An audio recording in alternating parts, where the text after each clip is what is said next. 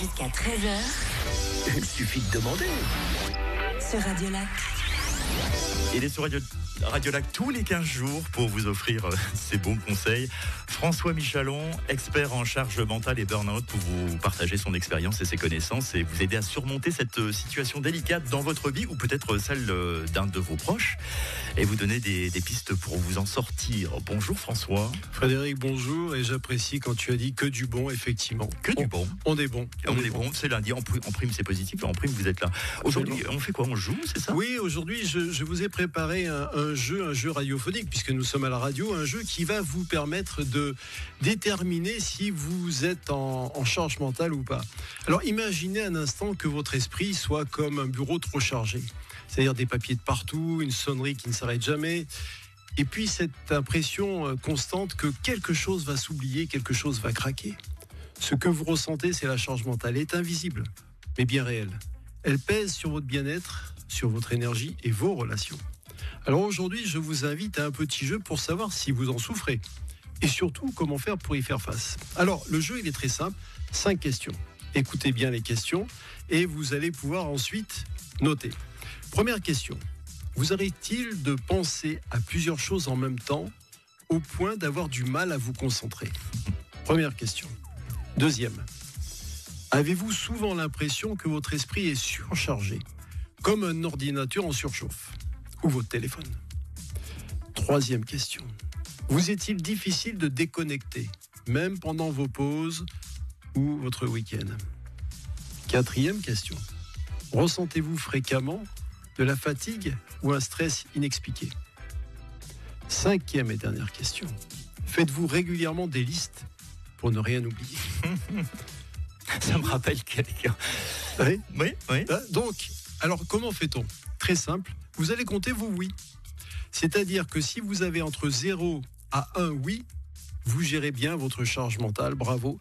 Restez vigilante. Bon, si vous avez 3, 4, 5... Si vous avez 2 à 3 oui, eh bien attention, la charge mentale monte. Pensez à souffler, à déléguer, à vous recentrer. Entre 4 et 5 oui. Alors là, votre charge mentale est élevée. N'hésitez pas à demander de l'aide et à prendre soin de vous, c'est primordial. Conclusion de ce petit jeu que je vous invite à faire, parce que gardez les questions, vous pouvez vous en servir régulièrement et passez-les à d'autres personnes. Reconnaître sa charge mentale, c'est déjà faire le premier pas vers un mieux-être, parce qu'il est nécessaire d'accepter de voir la réalité en face.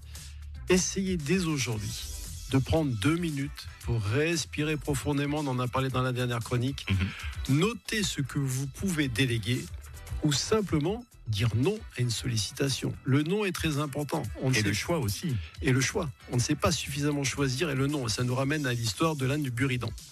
Et puis surtout, souvenez-vous que vous n'êtes pas seul. En parler, s'écouter, demander de l'aide. Je rappelle que nous sommes dans l'émission « Il suffit de demander ».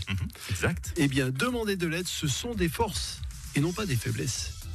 Restez à l'écoute de notre prochaine chronique et vous découvrirez comment alléger ce poids invisible d'une manière assez surprenante. Qu'est-ce qui fait ça bien? Bon, si jamais vous qui êtes derrière le poste, vous restez, vous ne bougez pas d'un iota, on retrouve François Michalon dans 3 minutes. François Michalon est expert en charge mentale et en burn-out. Il est encore avec nous durant quelques minutes. François, on poursuit un jeu ou pas?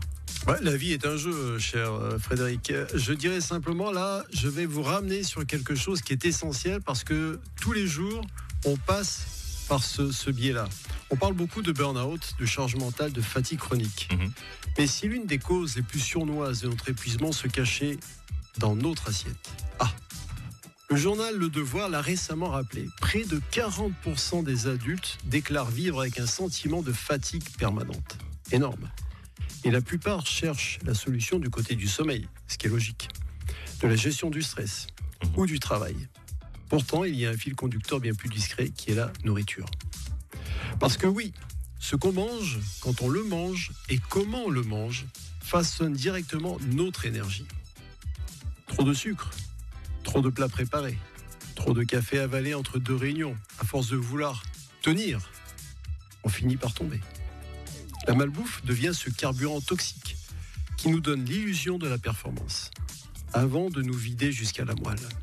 Alors, le corps, lui, il se dérègle, bien évidemment. Il se dérègle également de la manière dont on ingurgite les aliments. Hein. Mais si on le fait en courant, c'est évident que déjà, à partir de là, il y a un problème. Hein. Oui, parce qu'on ne prend plus le temps. Voilà. On va y venir, mais tu as tout à fait raison. Donc le corps, lui, se dérègle.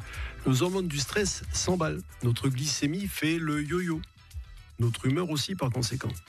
On se réveille fatigué, on grignote pour se rebooster, et on s'épuise un peu plus à chaque bouchée. C'est un cercle vicieux, lent, silencieux et redoutable. Et je peux vous en parler avec conviction, puisque j'ai coécrit avec le docteur Alain Delabo, c'est le nutritionniste, père de la chrononutrition. Nous avons écrit ensemble et avec le docteur Ali HDI, Burnout, le vrai du faux. Ça veut dire que la nourriture a une importance capitale. Et ce que nous avons constaté ensemble, c'est que notre rapport à la nourriture reflète souvent notre rapport à la vie. Trop vite, trop tard, trop lourd, on nourrit nos journées comme on nourrit nos tensions. Bien manger, ce n'est pas une mode ou une morale, c'est une hygiène de cohérence. Un moyen de remettre du rythme, du respect et de la clarté dans ce chaos moderne qu'on appelle emploi du temps. Et le respect est une belle image, je trouve. Oui, absolument, merci.